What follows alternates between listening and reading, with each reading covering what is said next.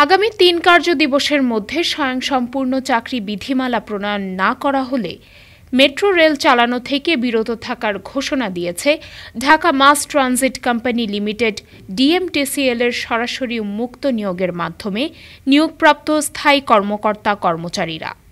১৭ ফেব্রুয়ারি সংবাদ মাধ্যমে পাঠানো এক বিজ্ঞপ্তি থেকে এই হুঁশিয়ারি জানানো হয়।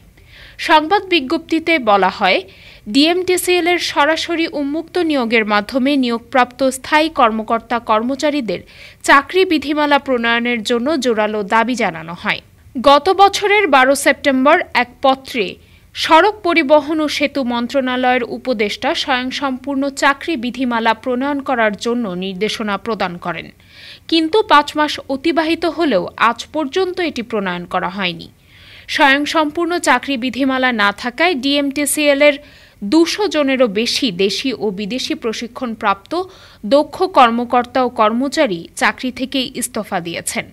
ফলে মেট্রো রেল পরিচালনা ও রক্ষণাবেক্ষণ হুমকির মুখে পড়ার সম্ভাবনা তৈরি হয়েছে। হুঁশিয়ারি জানিয়ে সংবাদ বিজ্ঞপ্তিতে বলা হয়, আগামী ৩ কর্মদিবস অর্থাৎ ১৮ থেকে ২০ ফেব্রুয়ারির মধ্যে স্বয়ংসম্পূর্ণ চাকরি বিধিমালা প্রণয়ন না হলে আগামী ২১ ফেব্রুয়ারি থেকে মেট্রো রেল সেবা বন্ধ থাকবে এবং ঢাকাবাসী মেট্রো রেল সেবা থেকে বঞ্চিত হলে ডিএমটিসিএল সংশ্লিষ্ট কর্তৃপক্ষ চূড়ান্তভাবে দায়ী থাকবে। ডেস্ক রিপোর্ট, আজ বার্তা, ঢাকা।